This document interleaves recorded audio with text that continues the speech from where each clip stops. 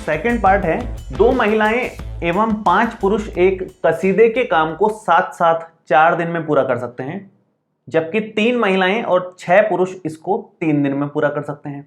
कसीदे का काम का मतलब है एम्ब्रॉयडरी बनाते हैं हम कपड़े पे, वो होता है कसीदे का काम। तो एम्ब्रॉयडरी काम 2 महिलाएं 5 पुरुष मिलकर 4 दिन में कर लेंगे, और अगर 3 महिलाएं और 6 पुरुष मिलकर करें तो 3 दिन में खत्म कर देंगे।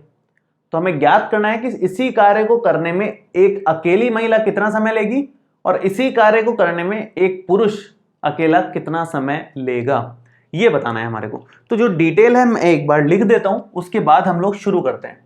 पहले हमें बोला गया है कि 2 महिलाएं 5 पुरुष, तो 2 महिलाएं और प्लस में 5 पुरुष, इन दोनों का समय मिला दें तो कितने दिन में खत्म होता है काम? 4 दिन लगते हैं। अगर 3 महिलाएं कर दें और 6 पुरुष कर दें तो काम 3 दिन में समाप्त हो जाएगा। ये डिटेल हमें दे रखी है। हमें अब बोला गया है कि अकेली महिला अगर शुरू करे काम को, सिंगल लेडी, वो टोटल कितना टाइम लेगी उस काम को करने में अकेली, और फिर हमें बताना है कि अकेला पुरुष कितना काम लेगा उस पूरे काम को करने में। तो मान लेते हैं, माना अकेली महिला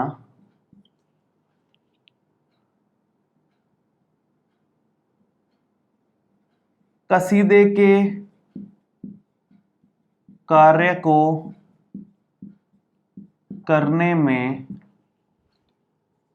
X दिन का समय लेती है तथा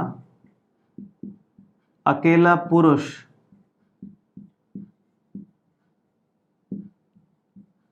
उसी कार्य को करने में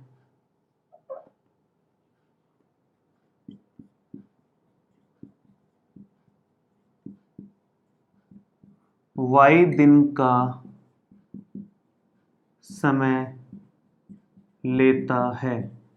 अब यहां से थोड़ा काम के बाद शुरू है, ध्यान देने वाली बात यहीं पर है। आ गया, देखो, एक महिला तो X दिनों में खत्म कर लेगी अकेली शुरू करे तो, अकेला पुरुष शुरू करे तो Y दिनों में खत्म कर लेगा।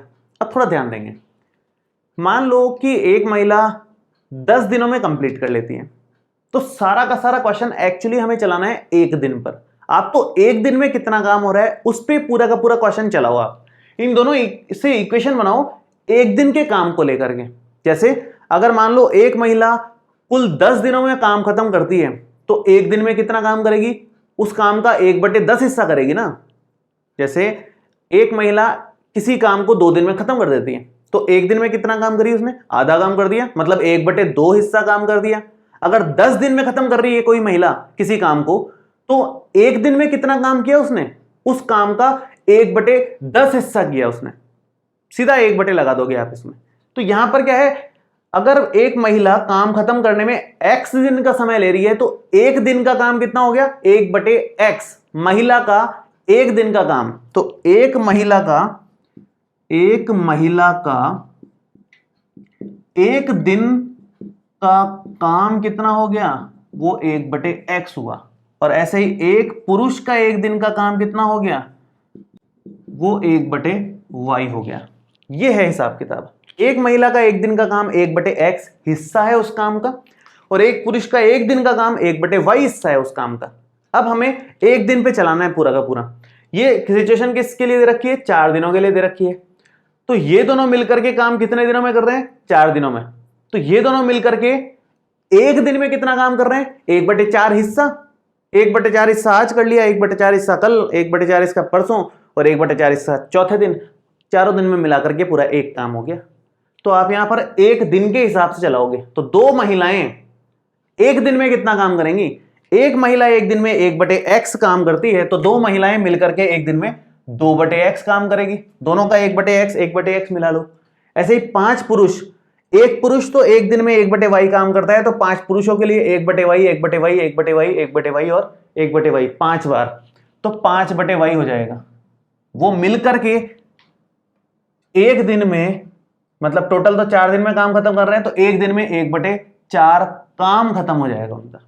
सारा का सारा क्वेश्चन मतलब 1 दिन पे चलाओ। जब भी कार्य और दिनों का क्वेश्चन आ जाए ना इस तरह का, समय और कार्य वाले क्वेश्चंस, तो हमेशा उसको एक दिन पे लेके आओ और एक दिन से उसको सॉल्व करो।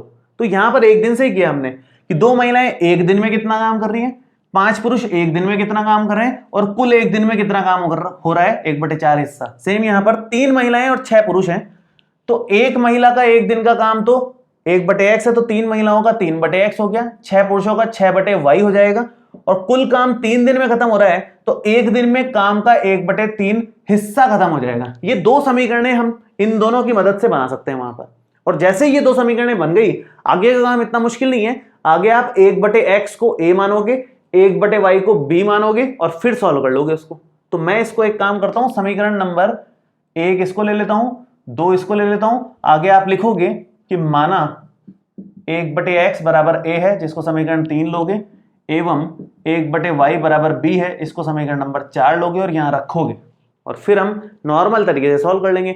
मेन मुद्दा था यहां पर इस समीकरण तक पहुंचना, समीकरण 1 और 2, ये इंपॉर्टेंट चीज थी मेन। तो आगे तो कैलकुलेशन है, वो तो सभी क्वेश्चंस में कर ही रहे हैं हम, वो तो आप कर लोगे, इतना मुश्किल नहीं है। ठीक है, शुरू करते हैं आगे।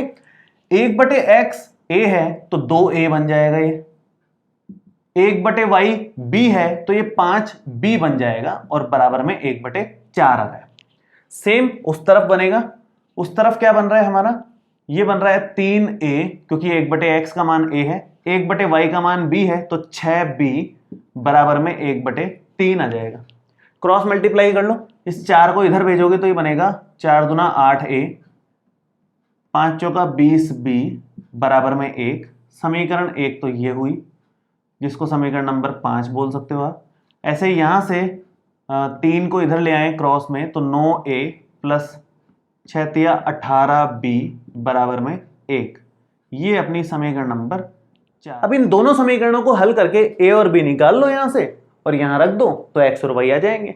तो एक दिन का काम मिल जाएगा दोनों का, कितना कितना हो रहा है। हल करने के लिए आप यहां पर प्रतिस्थापन विधि यूज लो या विलोपन यूज लो, दोनों से सेम आंसर ही आएगा। मैं यहां प्रतिस्थापन ले रहा हूं क्योंकि विलोपन करने से कोई खास फर्क नहीं पड़ रहा, यहां पर गुणांक अलग है, यहां भी गुणांक अलग है b का भी, तो आसान नहीं हो रहा मतलब क्वेश्चन। तो कैसे करें, यहां से आप एक काम करो, a का मान निकाल लो और उठा करके दूसरे वाले समीकरण में रख देंगे। तो a का मान कितना आएगा, यहां से आ रहा है 8a बराबर 1 माइनस 20b, ये 20b उधर चला गया, तो a का मान आ गया 1 माइनस 20b बटे 8, ये हमारा a का मान आ गया। और इस a के मान को उठा करके 6 समीकरण में रख देंगे हम लोग। इसको आप समीकरण नंबर 7 ले लो, फिर आप लिखोगे कि a का मान समीकरण 6 में रखने पर, यहां पर रखेंगे तो 9 गुणा a मतलब 1 माइनस 20b बटे में 8, और प्लस में 18b बराबर में 1। इसको थोड़ा सॉल्व कर लें। देखिए इसको अगर सॉल्व करते हैं तो ये आगे इस तरह से बनेगा, 9 अगर अंदर मल्टीप्लाई करते हैं तो 9 माइनस ये 180b हो जाएगा, बटे में 8 चल रहा है, प्लस में 18b बराबर में 1 आ जाएगा।